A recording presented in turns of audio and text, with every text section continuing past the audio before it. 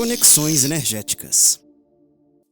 Bem-vindos a mais um episódio do Conexões Energéticas, o podcast da TSEA Energia, que conecta ideias, pessoas e inovação. Hoje vamos falar sobre como a inovação e o empreendedorismo estão transformando mercados, criando oportunidades e impulsionando negócios. Nossos convidados são referências nesse assunto. Hoje eu vou conversar com a Beatriz Abranches, empreendedora que deixou sua carreira corporativa para criar a Pequenos Detalhes e atua como consultora. Rodrigo Ferreira, Head de Tecnologia, Dados e Inovação na Evolua Energia, especialista em transformação digital no setor energético. Francis Aquino, presidente do Conselho de Inovação e Indústria Criativa da ACM Minas e executiva de negócios na Orbe Conecta, com vasta experiência em inovação aberta e cultura corporativa. Então, bora começar esse assunto que muito me interessa e vamos entender com esse pessoal todo aí qual é o futuro da inovação e do empreendedorismo, os desafios, as oportunidades e como transformar boas ideias em impacto real. Tá preparado? Então, bora nessa aí. Eu queria um pouco conversar com vocês. Primeiramente, sejam muito bem-vindos. E eu queria começar com a Beatriz, para a gente entender um pouquinho essa transição de carreira, né? Eu acho que tem muita gente, principalmente nos tempos atuais, que estão mudando de carreira e é tão legal ver uma pessoa que já fez essa transição. Beatriz, conta para a gente como é que foi essa transição para o empreendedorismo. Obrigada pela oportunidade, é um prazer estar aqui. E eu falo que a minha transição, ela não foi muito romântica ou inspiradora, não, muito menos planejada.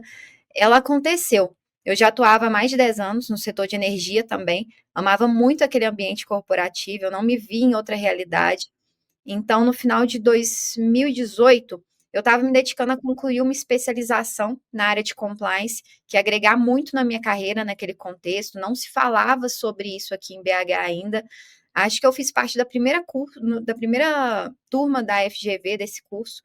Mas aí, depois de tantos anos, com rotina de trabalho intensa, me ver dedicando apenas ao estudo, que já era muito, mas eu já estava com um tempo livre ali, comecei a olhar para a página da Pequenos Detalhes. Até então era um Instagram que eu criei para o meu marido trabalhar com venda de papelaria, itens de decoração, presentes, era um hobby, um passatempo para ele paralelo também à carreira.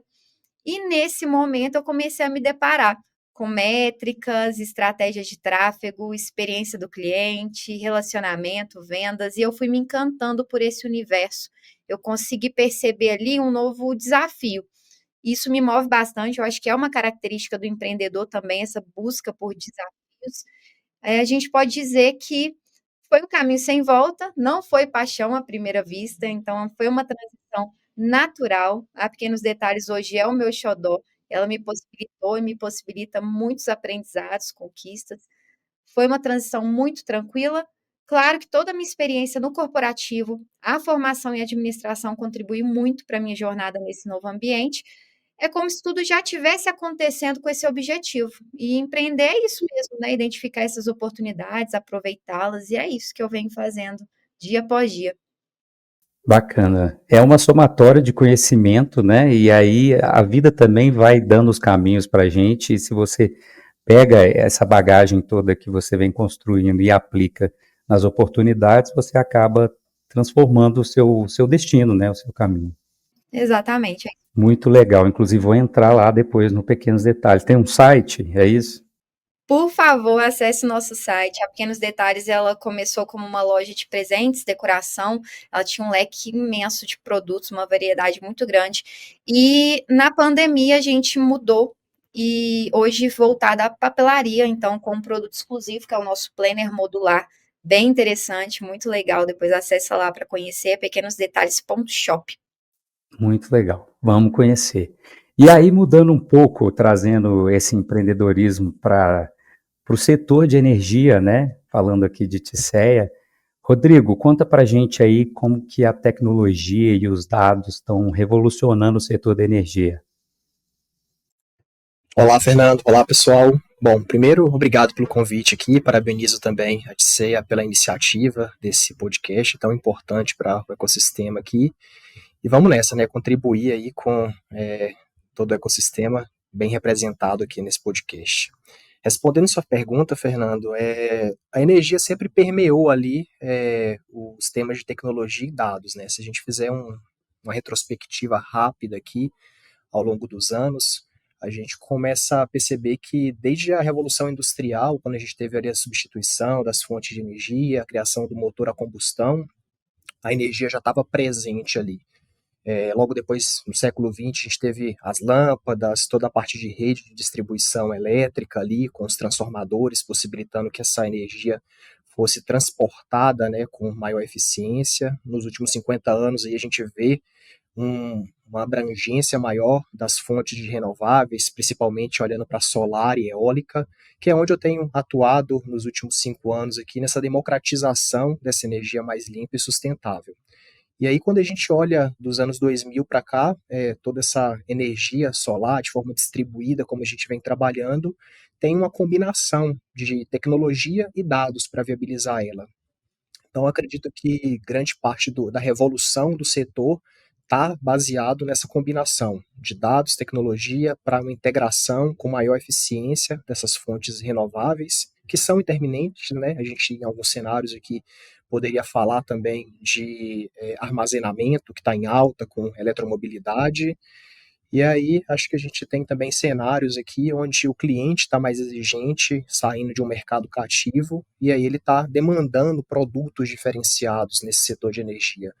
Então, energia como serviço a gente vê também como uma grande revolução aí que está chegando no Brasil agora, mas a gente, olhando para o mercado americano e europeu, já tem grandes cases aqui de centralização de mercado e também toda a parte de transações seguras no mercado de energia utilizando blockchain.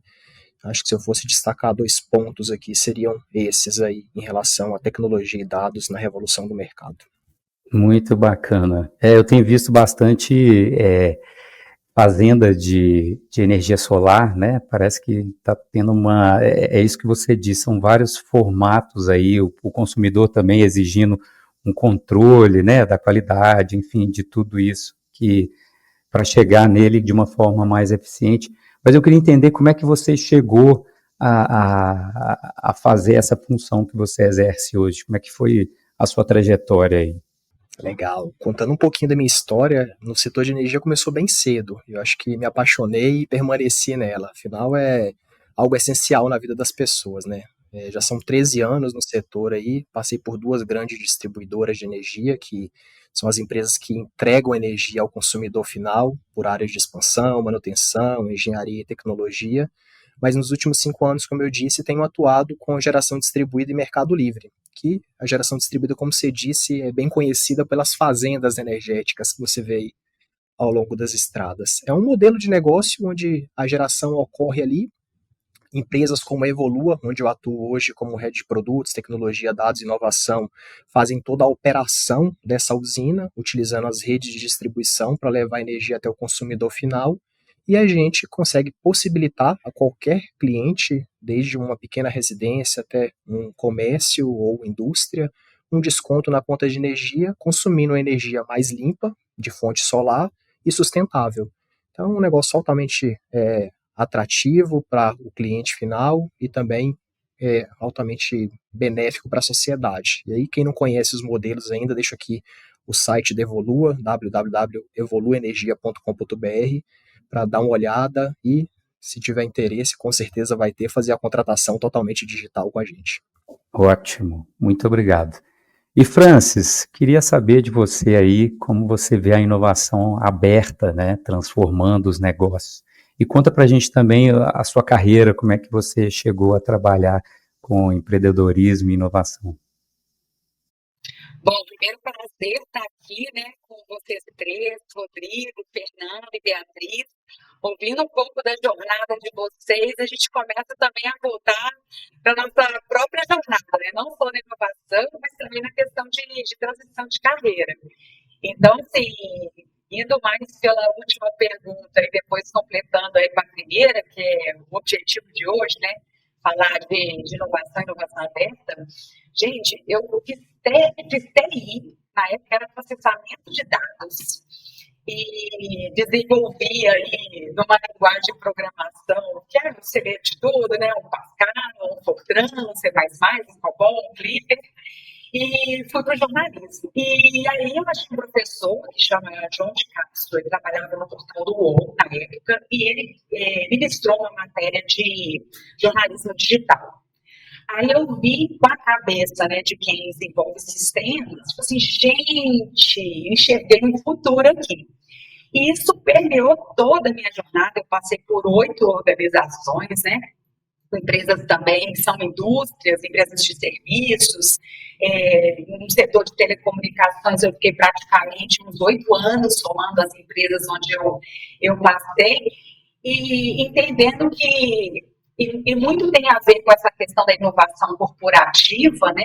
Fazendo uma alusão, de você entender que por mais que você tenha formado naquele conteúdo, você não precisa ser um criativo de uma coisa só, né? Como que você pode transacionar até a sua carreira, pegando a fala da Beatriz, que eu adorei, e do Rodrigo também colocou um pouco da jornada, né? O que a gente bebe, o que a gente consome de conteúdo e de conhecimento para colocar isso para jogo nos negócios, visando o futuro do trabalho e o futuro dos negócios, né?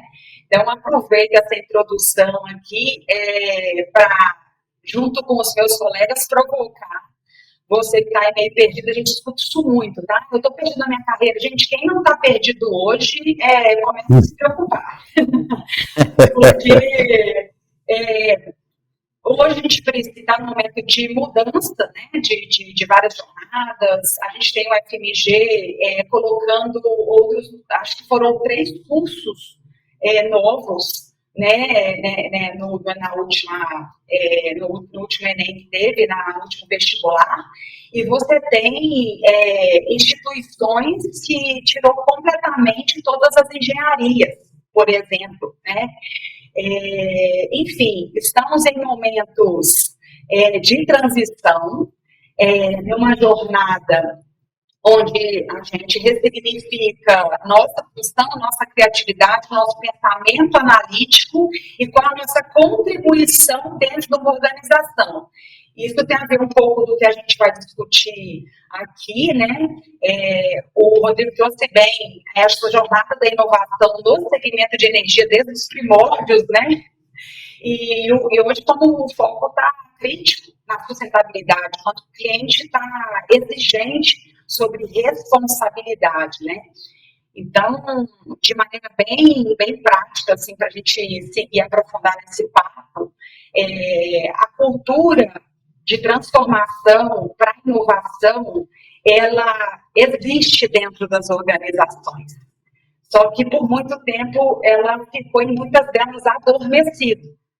Então, o convite procure as melhores pessoas dentro da sua organização e beba desse local onde o cliente está pautando as necessidades. É como se a gente tirasse nossa cadeira do lugar e fosse calçar as botas de onde o problema está. Porque quanto mais aquele colaborador ele souber dos problemas, mais ele vai ousar e oportunizar com dados, com método, caminhos aí para poder fazer uma transformação de fato, numa experimentação no seu setor, tendo resultados para apresentar com conversão aí de informação, dado e resultado, e, consequentemente, podendo fazer o que a gente mais gosta, né? Que é ser um influenciador sobre novas formas de pensar, levando a organização para atingir os objetivos estratégicos. Então, nesse primeiro momento, você está coçando as botas de qual setor? Se não for do cliente, convido você a ir para esse lugar agora. Não sei se eu estou certo ou errado, Beatriz e Rodrigo concordam aí, mas é um pouco do que eu tenho sentido. Muito bom, muito bom. Porque inovar, né, você colocou uma coisa tão interessante, a gente vai entrar sobre o caminho da inovação, né? essa frase é tão, a palavra inovação, ela é tão ampla, né? E a gente fica pensando, afinal de contas, da onde começa uma inovação, né? Será que é um insight? Mas como é que a gente coloca isso para uma necessidade real? Você falou aí, Francis, sobre calçar a bota do cliente, né? Entender o problema. E aí, a gente quer entender com vocês qual que é a hora de inovar, né? Como é que a gente faz uma ideia se tornar viável? E aí eu queria te perguntar, Beatriz, aproveitando o gancho aí da Francis, como que você enxergou essa oportunidade de mercado para criar a sua empresa? Conta pra gente, porque foi uma inovação, né? Foi. No nosso caso, a oportunidade não foi nem na criação da empresa em si. A gente criou um produto físico, nosso planner modular. E é engraçado porque eu sempre fui muito interessada por tecnologia e eu enxerguei uma oportunidade muito boa, incrível também, em um produto físico. Mesmo sendo lançado a cada dia novos aplicativos e como concorrer com isso, mas a gente encarou o desafio e já tínhamos uma base sólida de clientes espalhados por todo o Brasil. A gente já trabalhava com venda online, site próprio, redes sociais. Quando a gente percebeu que estava tendo uma procura muito intensa por ferramentas de organização e planejamento no nosso setor de papelaria, a gente tinha uma categoria exclusiva para isso. E aconteceu durante a pandemia. Era tudo muito novo, muito confuso. As pessoas elas estavam precisando aprender a trabalhar de casa, fazer gestão de tempo, conciliar a rotina do trabalho com a da casa, com os filhos. As empresas não estavam sabendo ainda lidar com essa situação, gerenciar essas pessoas também. Ninguém tinha um roteiro, um manual, não existia, não tinha como pegar um modo que funcionou para alguém e replicar para as outras pessoas, porque cada um tinha uma configuração familiar muito específica. Ter que pegar seu trabalho e colocar dentro da sua casa não dava realmente para replicar um modelo. Cada um precisava encontrar seu modo, sua forma de organizar, se preparar para o dia, para a semana de trabalho. E as nossas clientes, que são em sua maioria mulheres, buscando conciliar suas profissões, as responsabilidades com a família, com desenvolvimento pessoal, profissional, dentre vários outros pratos que a gente precisa equilibrar ao longo da vida. O nosso planner, ele chegou como um alívio mesmo, um abraço, um lugar onde ela podia ter todas as suas faces concentradas ali na palma da mão. Ela não era só a profissional ou só a mãe, ela era ela por inteiro. Ter uma ferramenta onde ela pudesse inserir seu planejamento, tarefas, compromissos pessoais, profissionais, tudo ali em um lugar só, foi libertador. Então, desde então, já foram mais de 5.000 clientes atendidos em todo o Brasil, feedbacks incríveis. E aí eu vejo a inovação, quando vista nesse lugar de resolver problema, trazer solução e principalmente soluções personalizáveis, inclusive citando a Francis aí, colocando o usuário, o cliente no centro, sabe, no foco, é o que faz com que o nosso trabalho ele vai além do produto. Vai além do produto em si, ele impacta de verdade na organização e no bem-estar das nossas clientes. Muito bom. E eu, por curiosidade, entrei aqui no Instagram, tá? E eu tô vendo que o planner, você coloca o nome, né? Sim. O nome da cliente, coloca e tem até um pingentezinho, né? Às vezes a pessoa se identifica, sei lá, com o budismo, tem filho, academia. Muito legal, muito legal. Sim, é interessante porque o planner, hoje a gente tem diversas opções de planner no mercado, é normal, comum. Eu sou a menina que colecionava agendas na infância, que comprava a agenda e ficava apaixonada, tinha dó de usar os adesivos, eu sempre gostei muito disso. E aí, hoje, a gente tem um mercado muito amplo nesse sentido. Tem pessoas que realmente compram planners para colecionar, porque é um mimo. E daí, a gente começou a perceber que a nossa papelaria não estava sendo tão atrativa para as clientes, elas começavam a buscar ferramentas mesmo, algo ali que elas pudessem gerir o dia a dia, ou se organizar. E o planner modular, ele tem essa característica, porque você personaliza ele, não só com relação ao nome na capa, mas você consegue encaixar os módulos internos de acordo com a sua necessidade. Então, por exemplo, eu faço a minha gestão financeira no Excel. Então, você não precisa ter um controle financeiro no seu planner. O contrário, temos uma opção. Você pode ter uma agenda com uma visão diária ou uma agenda com uma visão semanal ou mensal, o que encaixa, o que funciona para você. Você consegue encaixar módulos dentro do seu planner que façam sentido para a sua rotina, para as suas necessidades, para o seu dia a dia, para a sua profissão. Se você tem mais de uma, tem um emprego CLT e também tem uma empresa, você consegue dividir isso dentro do seu planner. Então, é muito interessante. É meu bebê, né? Não tem como. Você inovou, mas muito legal, porque você inovou em algo que já existia, né? E assim, e é isso que você disse, às vezes brigando aí com a tecnologia, né? Mas eu gosto do papel, tá? Vou deixar Eu bem também. claro. Eu tenho Kindle, mas eu acabo lendo no, no papel. Eu gosto, assim, do papel. Muito, muito bacana.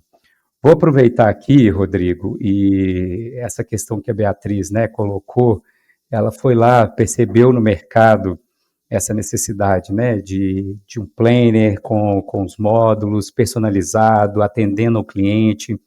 E aí a gente vê que é muito importante fazer uma análise de dados para a criação dessas soluções, né?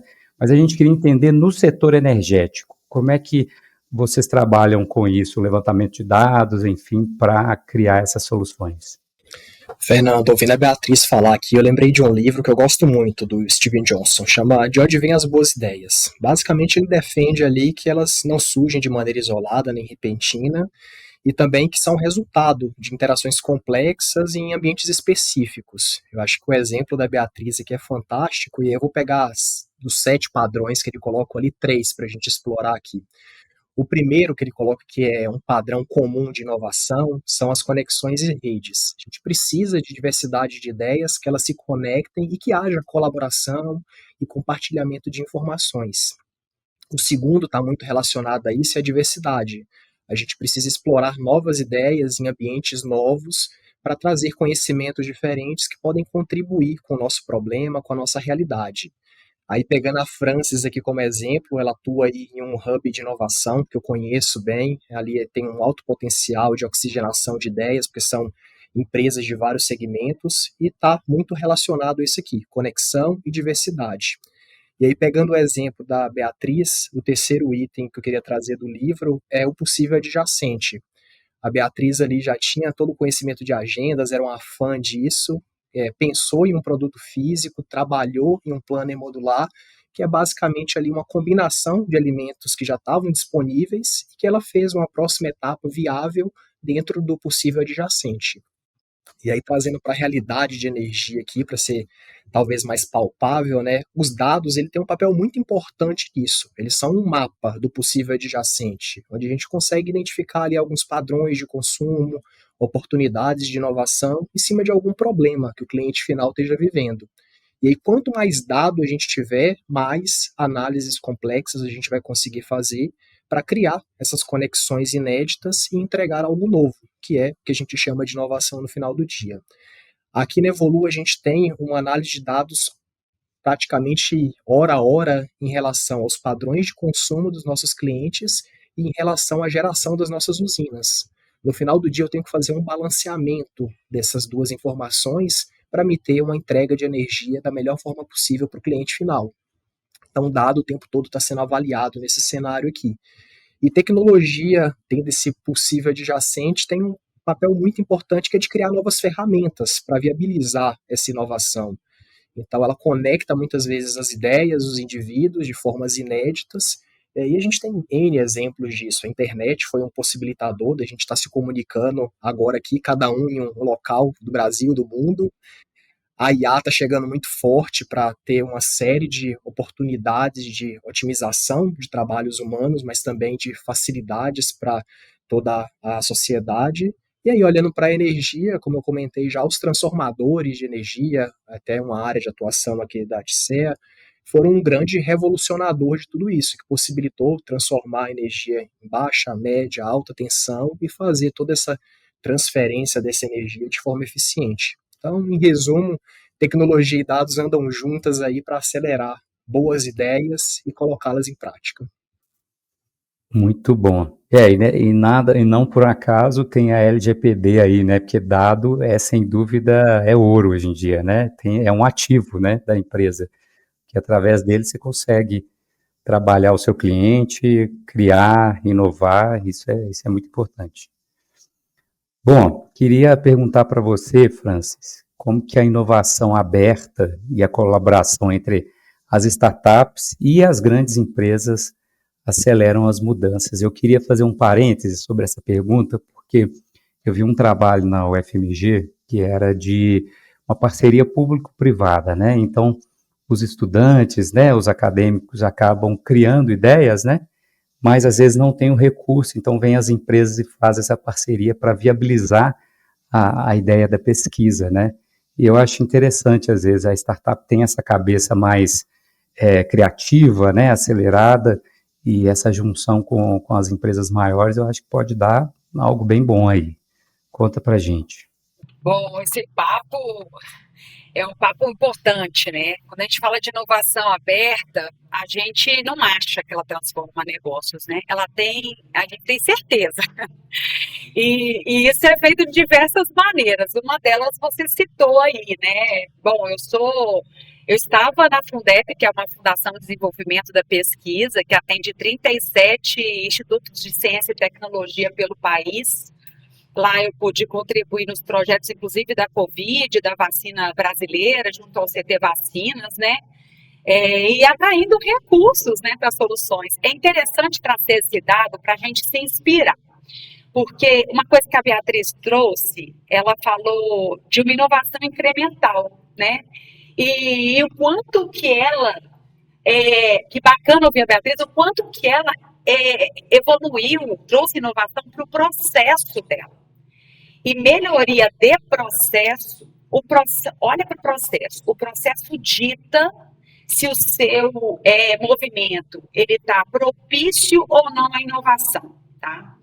E um outro ponto que o Rodrigo traz, pegando essa questão da inovação incremental disruptiva, a energia, quando ele cita, né, lá atrás, ela foi extremamente disruptiva. E ela segue sendo incremental e beneficia gerações desde então.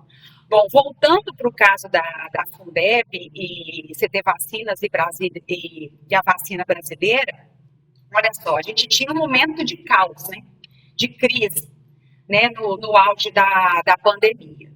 Você acredita que 8 laboratórios da UFMG se juntaram de ciências biológicas, entenderam o problema, falaram assim, como que a gente vai resolver isso aqui? Entendendo que a UFMG é uma referência em ciências da vida, tá? Isso historicamente. E lá dentro, eles falam assim, como vai resolver o problema? Olha como esse exemplo real tem tudo a ver dentro da organização. Eu tenho um problema, eu tenho resultado, eu tenho um objetivo para poder atingir, mas só que eu tenho urgência disso.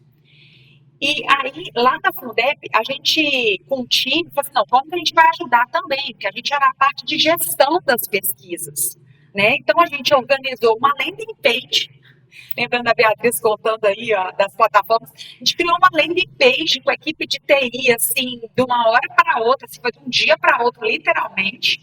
E a gente fez um fluxo onde laboratórios do estado inteiro mandavam pedidos de testagem. O que deu isso, gente? Deu que uma quantidade considerável de pesquisadores voluntários quiseram entrar no projeto. Uma vez que entraram no projeto, a gente conseguiu testar, no resultado de tudo, 1/3 do estado. 3 pesquisadores do FMG foram reconhecidos com aquela honra, né, de Tiradentes, que é o professor Flávio Fonseca, a professora Ana Paula e professor, vou lembrar o nome, mas, lembrei, o professor Gazinelli, que liderou essa pesquisa junto à professora Ana Paula. Então, o que você vê? Você vê um problema, claro. Você vê, não sei fazer tudo, mas eu busco colaboração e compartilho as responsabilidades. Todo mundo sabendo das responsabilidades, resultado disso, nós temos um prédio do projeto que estava adormecido, que é o Centro Tecnológico de Vacinas, sendo construído aqui no nosso quintal da UFMG, que é ali o Centro Tecnológico de Vacinas, né, que é a unidade de centro de vacinas, que, se não me engano, vai ser nacional. Então, assim, quando a gente fala de inovação aberta, a gente precisa pensar em como a gente vai ver que aquele resultado vai trazer mais produtividade, o quanto que a gente está fomentando o engajamento dos colaboradores. Isso tem tudo a ver com cultura. Então, assim, a inovação ela vai ser feita por pessoas. As pessoas que não têm acesso à informação, ou não é só acesso, tá, gente? É o indivíduo também buscar a informação, acaba que você tem todas as oportunidades ali nas mãos e você não sai daquele lugar, né? Então, quando a gente fala de exemplos concretos, como esse que eu citei, colocar o pensamento analítico para jogo, né? Para além das minhas competências. Quando a gente está dentro da organização e vê os setores muito clusterizados, né? Então, tipo assim, o RH faz só isso, a área de finanças faz só isso, a área do jurídico faz só isso. Quando a gente coloca uma jornada em cadência e distribui as responsabilidades ali com pessoas que são especialistas, que são os squads, né, que a gente fala, por exemplo, quando as empresas estão mais maduras nesse movimento de inovação, mas você pode, por exemplo, pegar um experimento específico, tipo assim, nós vamos resolver esse problema, tá, mas quem são as melhores pessoas dentro da minha organização para resolver esse problema? Aí a gente conduz isso. Esse é o primeiro ponto, tá, gente? Isso aqui eu estou falando do intraempreendedorismo. É quando eu posso começar a entender se eu consigo resolver aquele problema de maneira, né, usando as competências intelectuais da própria organização. Isso vai criando uma maturidade na organização, uma abertura de mindset, que eu vejo, poxa, o que os hubs fazem? Os hubs concentram em startups. O que as startups fazem? Que empresas estão conectadas às startups? Né? De qual segmento? Qual que é a melhoria de processo? Por exemplo, citando um outro exemplo aí de conexão com startup. Teve uma empresa de segmento de telecomunicações que entendeu que seu processo jurídico estava trazendo uma questão, né, de processos de cliente que estavam como se fosse enxugar gelo. Olha que problemão, né? E aí, assim, poxa, com quem a gente pode conversar e conectar para a gente resolver esse problema? Eles desenvolveram uma IA, onde eles identificaram onde estava dando o problema. Eles chegaram, por exemplo, num fórum específico, que não era nacional, era um fórum específico de uma cidade, e viram, olha, gente, isso aqui a gente consegue fazer uma análise, né, dos dados, dos processos, e sabe qual foi a solução para resolver esse problema de uns bons milhões de reais de processos? Um café com um promotor que não conhecia o momento que a empresa estava vivendo, o processo da empresa, estava com aquele mindset da empresa lá atrás, falou, não, tudo que chegar dessa empresa aí pode queimar largada. Então, assim, o que a startup pode fazer e qual o ganho dessas conexões? Hoje, se você, por exemplo, chegar no ChatGPT e pedir, olha, por favor, em Belo Horizonte, quero que você liste as principais startups que estão resolvendo problemas de automação para empresas da indústria XPTO. Ela vai listar para você, se você fizer uma segunda pergunta, né? Eu quero que você descreva a solução dessas startups, de cada uma dessas startups para mim. Vai trazer para você. Ou seja, hoje, antes você precisava, obviamente, ir para o hub e conhecer, né, fazer um pitch reverso, a indústria vem, comunica o seu problema e as startups vêm para solucionar. O Inter faz isso muito bem, a gente executa isso para o Inter, tá? Relacionado às fintechs, o futuro do dinheiro, tokenização e etc. Então, é uma questão hoje de sobrevivência. Não temos tempo. Coloquei aqui 3 exemplos de como você pode caminhar mais rápido. E não precisa ser em grande escala. Você pode ser aquele que vai questionar, aquele que vai buscar o dado e que vai procurar soluções que às vezes já estão no mercado. E hoje você tem, né, por exemplo, eu estava ontem, essa semana, conversando com a Marcela Trópia, que é uma das vereadoras que conectam o marco municipal das startups, no caso de Belo Horizonte, né? E dando mais seguridade, né, para as empresas e para as startups relacionadas a essas demandas. Então, hoje você tem até regulamentação que assegura a empresa para fazer essas relações, né?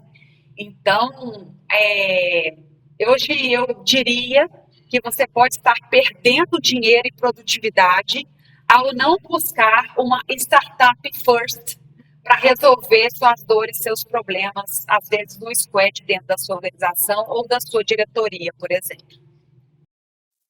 Muito bom.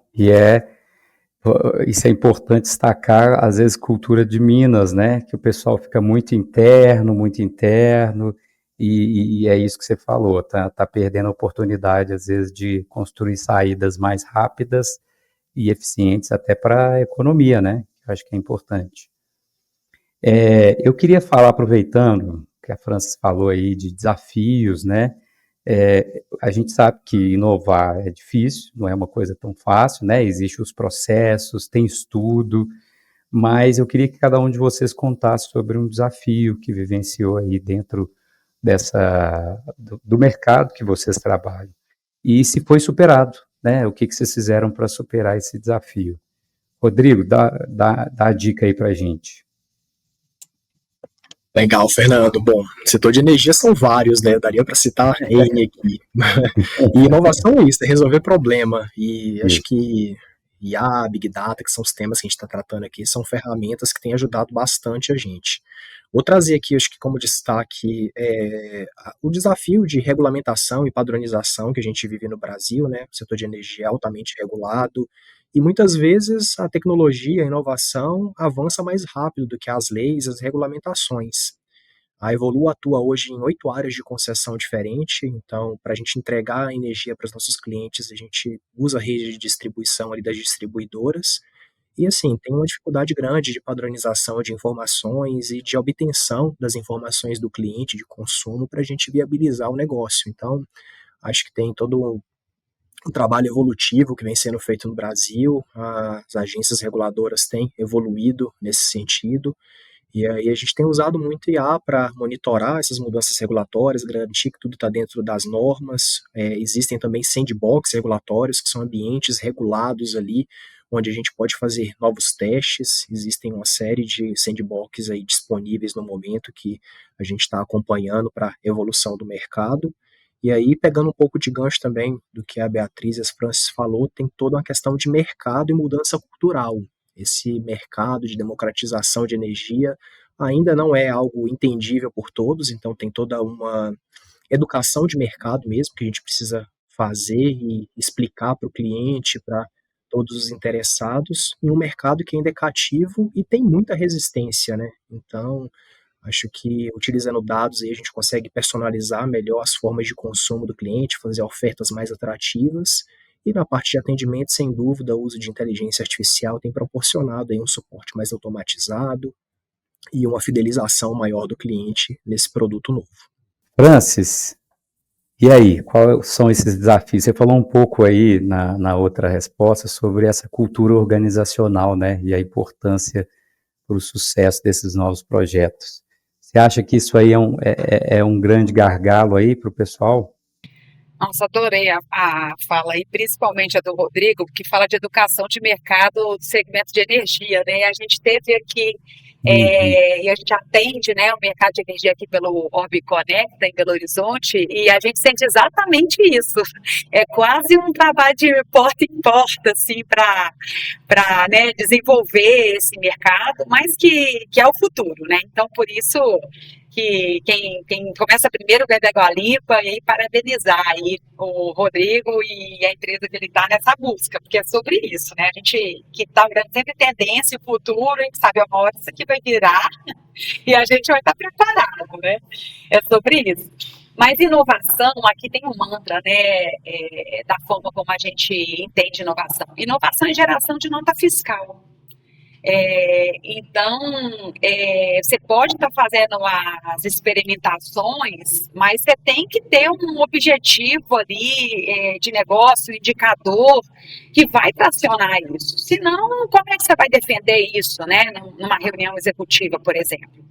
Então, a inovação que a gente conhece, você citou no início na UFMG, eu pude contribuir também com informação, a gente está falando de hard science, por exemplo. A gente está falando para poder fazer uma POC, uma prova de conceito, uma experimentação dentro da indústria, parar uma linha de produção para colocar aquele experimento. Então, a gente tem das coisas mais simples, que é da frente de serviços, das coisas, das soluções que também são mais estruturantes, né? Então, tem inovação para todos os tamanhos, todos os apetites. Essa é a notícia boa. E a gente gosta de mostrar resultado, né? Então, um outro case que é muito interessante, por exemplo, chegou uma demanda específica de que, esse caso real, tá, gente, de uma empresa que tinha 800 lideranças pelo país, e dentre essas 800 lideranças, a gente sabia que teria um bom percentual que ia passar por reskilling e upskilling. E essa frente, olha só, o RH pegou esse abacaxi, chegou e falou assim, olha, a gente precisa, por questão de marca, de imagem, de um monte de coisas, posicionar essas lideranças, porque se elas, né, chegarem a precisar realmente serem desligadas, como que elas vão se colocar no mercado, né? Então, a gente não quer ser aquela empresa que entregou executivos de 30 anos de casa, né, sem serem profissionais premium para o mercado. E aí foi um processo que a gente achou que ia ter um ano, ia durar um ano, duraram 3 anos. E aí a gente mapeou, né, inicialmente, assim, nós temos um problema claro, então vamos mapear o seguinte, nós temos 12 competências de futuro, pegando o Fórum Econômico Mundial, né, os conteúdos que a China está colocando nas suas escolas executivas, Estados Unidos, aí vamos tropicalizar isso. Dentro das nossas frentes aqui, o que faz sentido a gente desenvolver esses executivos? E a gente chegou em 3 conteúdos, que foi liderança humanizada, ou seja, aquele líder que não fala o que precisa ser dito, mas um líder que pergunta e estimula o pensamento analítico e a execução distribuída dos times. Uma liderança cliente-centrista, quem é o cliente dos novos tempos? Se o meu cliente de hoje vai ser o cliente do futuro e como que a gente desenha essa esteira do agora e do depois, ou do depara, e uma liderança analítica. A gente colocou um time de business partners para ser escuta dessas aulas, que a gente tinha 100 executivos numa sala virtual, por exemplo. Isso todo um trabalho onde a gente orientava o professor para fazer uma metodologia ativa de 2 horas, que é o horário do executivo, né? O tempo que o executivo tem, e sala invertida. Então, ele trazia os problemas, mapeava ali com os atores alguns problemas e era resolvido de gente que estava em Pelotas e gente que estava em Rio Branco. E executivos discutindo ali, pegando as diferenças regionais, mas colocando todo mundo para pensar, sabe? E essas business partners, elas fizeram tipo um banco de dados sobre as falas recorrentes da liderança. A gente começou a mapear a cultura com base nisso, a cultura que estava, e depois começamos a desenhar a cultura que a gente precisava ir. E a gente não desenhou uma jornada de desenvolvimento, assim, vai ser 2 anos e os cursos serão esses. Não. Era por sprints. Após cada capacitação, a gente sentava com esse grupo multidisciplinar, analisava os conteúdos e virou campanha de comunicação, inclusive uma era fala sério, você usa seu cargo para falar que você sabe mais. Isso virou fundo de tela, né, esse backdrop dos colaboradores, né, e os colaboradores colocavam intencionalmente, a gente media qual era o fundo de tela, né, que o pessoal mais baixava. Então, assim, é tão bacana quando você escuta, ele está falando de escutar o cliente, né? Mas a gente entende que dentro de casa, os colaboradores, no caso, de todas as pessoas e lideranças também, e as lideranças, inclusive, são clientes, né? E aí, como que a gente trabalha uma eficiência nesse sentido? A gente, ao longo de 3 anos, teve um NPS de 98, trouxe um reposicionamento de imagem a partir dos executivos que tiveram sim que ser descontinuados, né, das suas funções. E muitos estiveram preparados para assumir novas funções dentro da própria companhia. Então, os resultados que a gente apresentou, que começam no RH, mas foram apresentados para conselho de administração, foi uma forma como a gente contribuiu junto com o time, né, de colocar o RH como um RH de futuro, né? Então, e obviamente isso vem muito do conhecimento de como eu consigo inovar internamente de forma corporativa, mas como também esse colaborador ou esse executivo, ele está sendo estimulado a beber ou estar em ambientes de inovação, conversar com outras pessoas, sentar a dinâmicas de mesas que a gente executa aqui no OB, por exemplo, conversando com outros executivos. A gente pega um ATIA, um grupo BAMAC, um ITMRV localiza e coloca todo mundo para conversar sobre um problema de CIEX. Todo mundo está resolvendo algum problema de CIEX. Mas, assim, é oxigenar também esse executivo, que a gente conhece bem.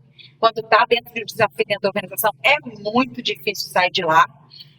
Mas tem maneiras da gente criar essas dinâmicas e fazer com que eles tenham resultados transformadores, porque às vezes o insight está fora de casa, não dentro. Muito bom. Pelo que eu estou entendendo, a inovação você pode pegar em todos os setores, né? Tem inovação para todo lado. Isso é muito bacana. Só que a gente precisa falar também do futuro, né? A gente está falando muito de inteligência artificial, enfim, vários mecanismos. Tem muita gente que tem certa resistência também, né? De inteligência artificial, de tecnologia, com medo de roubar o emprego, né? De acabar substituindo as pessoas, quando na verdade as pessoas precisam realmente incorporar, né? E não achar que as coisas não precisam ser incorporadas, né? Tem que aprender a trabalhar com isso para auxiliar. O Rodrigo até falou de ajudar, né? Ajudar na eficiência do trabalho humano, né? E aí eu queria saber de vocês aí, como que está esse futuro e quais são os mecanismos, né? Que vocês enxergam no futuro próximo aí para as tendências de mercado, para a inovação e empreendedorismo. Conta para a gente aí, Rodrigo. Bom, Fernando, eu acho que IA e outras tecnologias são ferramenta, como você disse aí, elas têm que serem bem utilizadas para apoiar o ser humano no trabalho, na rotina e na produtividade dele. E acho que nessa linha existem alguns modelos de negócio em energia que eu vejo que são disruptivos, que a gente poderia pegar, até beber de outras fontes, de outros segmentos aí para trazer como exemplo. Falando aqui de telecom e mercado financeiro, a gente teve ali um momento onde o cliente não poderia escolher, né, o fornecedor dele, era basicamente aquele principal ali, e a migração era muito complexa, a portabilidade nem se falava. Então, para o mercado de energia, eu acho que esse momento que a gente está vivendo, lá fora já ocorreu, aqui ainda está num momento de transição, e isso ocorre muito em função da abertura do mercado livre de energia, que antes eram para grandes clientes, agora a gente já está com média tensão aí, podendo fazer o uso dessa negociação diretamente com o gerador para escolher o seu fornecedor. E aí a chegada também de outros modelos de negócio, como o P2P, que vai possibilitar que você gere energia e todo excedente de energia que você tiver possa ser comercializado. E aí a gente traz conceitos aqui de blockchain, de contratos inteligentes, que vai dar todo o lastro para isso, fazendo com que realmente esse mercado esteja aberto e apto para todo mundo participar dele, né? E como eu disse, já existe uma série de sandboxes aqui no Brasil orientados para isso, com o regulatório, olhando com bastante cuidado questões de dados, de LGPD, como você mencionou, e acredito que no curto, médio prazo aí a gente vai estar com todo esse potencial em nossas mãos, e que é muito bom para nós como cliente e sociedade. Muito bom. Beatriz, conta pra gente aí. Quando a gente fala de futuro, aí eu vou trazer aqui para o empreendedorismo, principalmente no varejo, eu estou vendo um movimento de busca e resgate pela humanização, pelo relacionamento, porque de fato o avanço tecnológico ele tem sido cada vez mais rápido, sabe? A gente tem aproveitado bastante o que as novas tecnologias têm a nos oferecer, quanto na posição de gestores. enxergando elas como verdadeiras aliadas, potencializadoras. Porém, tem uma geração chegando hoje no mercado, que é essa geração de consumidores, que ela já nasceu nesse novo mundo.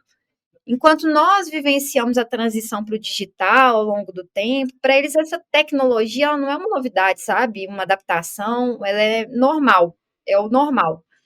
Então, justamente por isso, eu acho que eles vão começar a buscar cada vez mais produtos e serviços que ofereçam essas experiências mais humanizadas, porque o digital para eles já é um dado adquirido. E eu não estou falando aqui de forma alguma que os empreendedores eles precisam andar na contramão das inovações tecnológicas, não é isso, mas enxergar elas vezes como uma oportunidade de negócio, de fortalecimento da marca, usar da experiência no mercado ainda analógico para fornecer isso para a nova geração. Quando eu falo de futuro, eu estou pensando muito nisso. E já estou sentindo esse movimento, porque quando a gente lembra de antigamente, né, a gente sempre tem uma lembrança das vendinhas, das mercearias de bairro, as lojas de diversos segmentos de anos atrás, e elas já entregavam experiência para a gente. Era meio que no instinto, no sentimento, e ainda assim marcou a gente. E hoje a gente consegue melhorar essas experiências de compra porque nós temos dados. E o Rodrigo já falou bem aqui de como esses dados eles são importantes para a gente. Por exemplo, a minha loja de roupa preferida, ela me avisar, chegou a reposição do vestido que eu queria, da coleção que eu queria, ou receber um e-mail da Nespresso avisando que as minhas cápsulas estão acabando. Conseguir identificar as necessidades, os desejos do meu público com uma simples avaliação do Google, a partir disso eu consegui promover mudança no meu produto, no meu serviço, isso é muito bom. É claro que sempre vai ter discussão a respeito dos dados, a gente tem a LGPD para isso, mas aqui eu chamo muita atenção para as possibilidades em termos de futuro. Tudo que está disponível para que o empreendedor ele aplique no negócio, ele pegue essas ferramentas disponíveis hoje no mercado, cresça de forma sustentável, mas sem perder o cuidado, a atenção do cliente, a atenção que o usuário precisa ter, realmente deixar ele no centro. Então, quando eu penso no futuro do empreendedorismo, é isso: resgatar a humanização no tratar, no cuidar, aliada à inovação e à adaptação constante. É essa atenção que se dá, né? Por mais que seja por meio de uma tecnologia, dá uma sensação de importância individual, né, para cada pessoa, e isso durante um tempo se perdeu, né, com a tentativa de fazer uma venda em massa, e é muito bacana mesmo. Exatamente. Hoje no mercado, só para complementar, tem diversas ferramentas disponíveis e às vezes a gente pensa que vai robotizar demais, mas é possível utilizá-las sem perder esse ideal. O chatbots, por exemplo, as empresas estão adotando cada vez mais para o atendimento e ele pode ser utilizado, por exemplo, para fazer uma triagem de clientes e acabar enviando para o time de vendas clientes mais qualificados. A experiência do cliente de compra, ela se mantém, mas isso faz com que as chances e as taxas de conversão elas aumentem. Então, às vezes a gente fica com uma resistência, com medo de utilizar das tecnologias, das ferramentas que estão chegando no mercado, com medo de robotizar e desumanizar, mas se você souber como utilizar da ferramenta, você consegue potencializar. Muito bom, muito bom. Francis, sobre esse futuro aí, como é que fica o impacto da inovação aberta e essa colaboração entre empresas e essas novas formas de trabalho, né? Você até tinha dito sobre as universidades, algumas estão criando novos cursos, e eu vi até uma entrevista de uma mãe falando assim, bom, eu não sei qual que é a profissão que meu filho vai seguir, porque vão surgir novas profissões, né? Eu sou mãe-drasta de uma e mãe de duas. Uma já está fazendo ciência da computação, ela mora nos Estados Unidos, já foi para esse caminho. Aos 16, ela tinha um canal digital que era para ensinar latinos a se virar nos Estados Unidos, que foi inclusive o projeto que ela defendeu para entrar numa universidade americana, né? Uma das. A minha segunda filha, né, eu falo segunda porque são três, na verdade, eu conto as três. Essa é a Catarina, que está nos Estados Unidos, a Carol já está fazendo computação, né, já está estudando computação, está com 15 anos, vai fazer 16. E eu tenho outro sobrinho também, que ontem, inclusive, na verdade, essa semana eu levei ele para um evento e que ele deu uma aula, assim. Eu tenho 19 anos, está fazendo no Instituto Federal de Formiga, também ciência da computação, e é bacana você falar isso, porque ele falou assim, a gente estava discutindo sobre políticas públicas e o fomento, o papel da iniciativa pública, na iniciativa privada, o acesso ao empreendedorismo, e como que a gente coloca todo esse time aí para poder conversar, né? E ele falou, olha, no meu projeto do ensino médio, eu fui estudar saneamento básico da cidade de Sabará, que é da região metropolitana aqui de Belo Horizonte. E eu aprendi muito mais sobre os problemas do saneamento básico ou da coleta dos vários tipos de plástico do que como a tecnologia podia solucionar isso. Então, ele deu de cara com a burocracia, às vezes da coleta, da separação de um monte de coisa.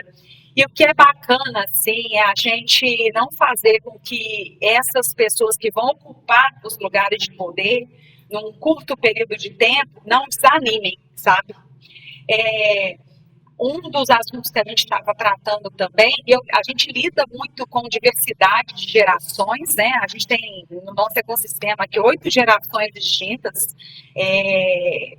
entre 5 e 8, então como que a gente faz com que a gente identifique problema, foque na solução, veja os resultados ou aprendizados, no caso de não ter dado certo, e faça continuamente. Se a gente, sabe, for ficar pensando muito no futuro, a gente deixa de resolver os problemas de agora. Obviamente que a gente, por metodologia, trabalha muito uma SWOT, entre outras, que é entender os sinais fracos e os sinais fortes. E a gente não vai ficar adormecido para isso. Então, eu identifiquei que isso aqui é um sinal forte, identifiquei que isso aqui é um sinal fraco, e eu vou conversando sobre aquilo. A organização que não tem uma área de inteligência pensando nisso, é arriscado. É difícil você não achar, por exemplo, um centro de P&D dentro de uma indústria. O Inter tem um centro pensado nisso, inclusive divulgou ontem, essa semana, né, uma parceria com a UFMG, um laboratório da UFMG, junto ao DCC, para pensar sobre computação quântica e futuros.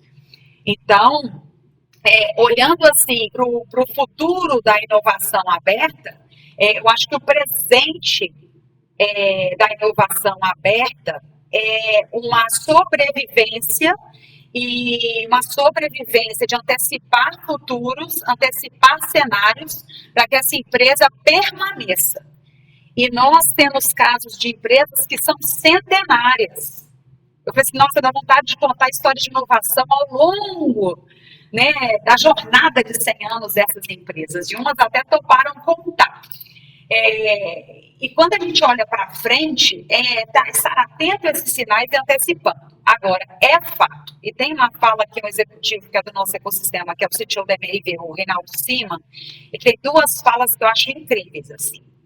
Ele sendo CTO, ele chega numa reunião e fala, gente, IA first. Se você vai levar uma solução, um problema para ele, tipo assim, ok, o que tem aí relacionado a IA, o que você estudou? Semanas atrás eu estava treinando um time de profissionais de escritórios jurídicos. Eu mapeei para eles mais de 30 inteligências artificiais que automatizam os processos de RH, comunicação e do próprio jurídico. A gente tem uma aqui dentro de casa que é a Ibiju, que automatiza os processos do jurídico com alertas. Então, se eu pudesse dar, assim, aí no Orb hoje, como que a gente está pensando nisso, né? A gente foi beber lá no Porto Digital, porque hoje, querendo ou não, um hub que a gente vê que é inspiração de impacto social, usar conhecimento, resultado e impacto, é o Posto Digital. Então, vamos lá conversar com o Silvio Meira e os outros fundadores. Por quê? Porque a gente quer pensar no futuro, de onde a gente vai viver com as pessoas. Isso passa por energia, por saneamento, por escola, por formação. Agora, uma coisa é fato. Assim como vocês colocaram bem no início, né? O Rodrigo trouxe. Poxa, lá atrás a gente precisou estruturar a energia.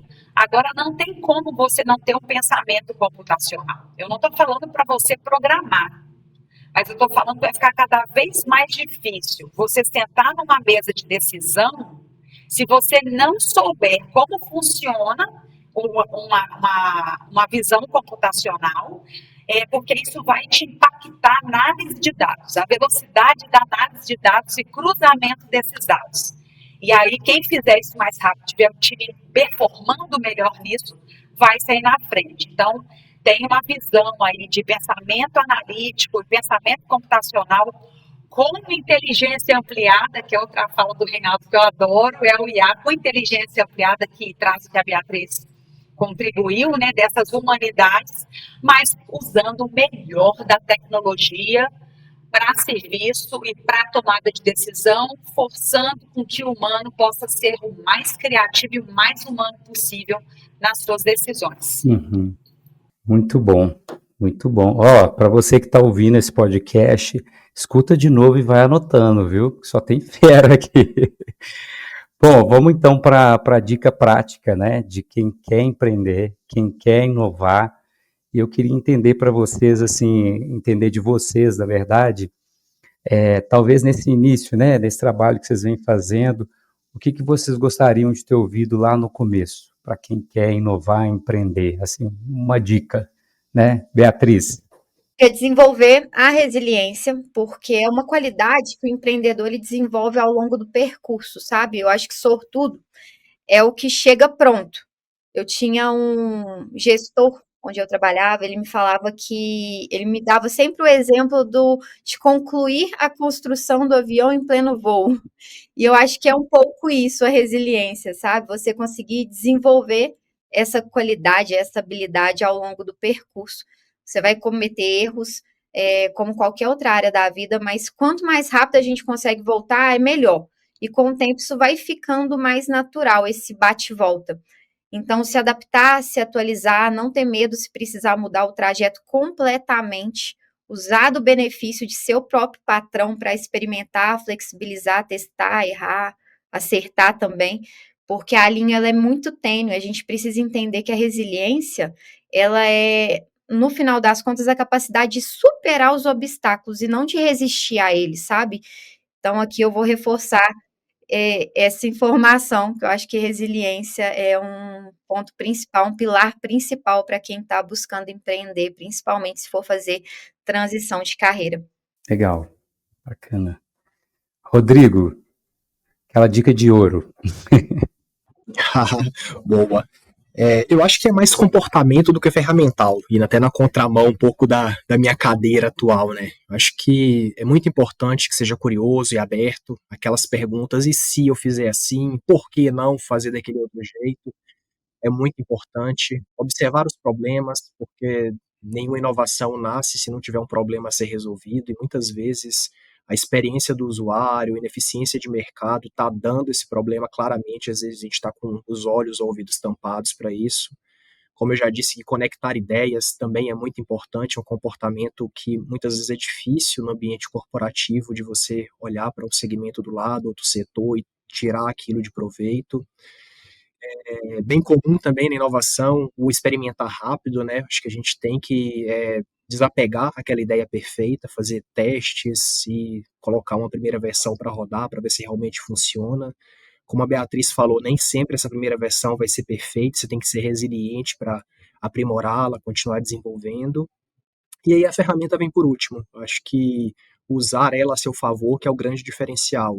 IA, Big Data, automação, facilitam e aceleram as inovações. Se está aberto a isso e saber utilizar, está a grande virada de ponteiro aí. Muito bom. Fala a sua dica de ouro dessa pergunta de $1 milhão. É tão simples e é tão mineira. Muito Tome bom. café e tome cerveja com pessoas diferentes da sua bolha. Tão simples quanto isso. E nesse lugar onde você vai tomar um café, tomar uma cerveja, leve perguntas, faça um discovery. Isso vai informar muito mais sobre você do que sobre a outra pessoa. E aí você amplia essa network e você toma coragem de chegar num evento de inovação e ficar menos na plateia e mais com as pessoas. Eventos de inovação reúnem pessoas muito sensacionais e me dói o coração. A gente tem trabalhado muito isso aqui nos tours que a gente faz com executivos, com estudantes também, de você passar aquele olhinho de peroba assim na cara e ter o seu pitch, sabe? Fazer o seu pitch. Então, é sobre isso. E pode ser num bar, pode ser num happy hour, pode ser na sua casa, pode ser na esquina, mais café e mais chopp. E aí, para a gente finalizar, essa proposta foi boa, viu? E vamos marcar nós três depois um show para a gente bater papo sobre inovação e empreendedorismo. Eu tenho um Instagram também que eu falo de filosofia e tudo, aí eu fiquei pensando na dica que vocês dão. Eu falei, gente, como é que eu posso inovar, né? Porque hoje em dia engajamento é isso, né? Às vezes você fez uma coisa que deu certo, mas aí já caiu na rotina, então você precisa estar sempre criando, né? Boas dicas. E para a gente encerrar, eu queria uma reflexão final de cada um de vocês, completando a frase, inovar é, Beatriz. Inovar, eu acho que é usar a tecnologia como aliada, mas sem perder o olhar atento para quem está do outro lado. Muito bom. Rodrigo, inovar é? Inovar é transformar ideias em soluções que geram resultado. Francis, inovar é? Geração de nota fiscal, din-din no caixa. No fim, se a inovação deu certo, gerou nota fiscal. É isso, pessoal. Obrigado, Beatriz, Rodrigo e Francis, por esse bate-papo incrível. E se você gostou desse episódio, não esqueça de curtir e compartilhar. Acompanhe o Conexões Energéticas no Spotify e no YouTube para mais conversas inspiradoras. Até mais!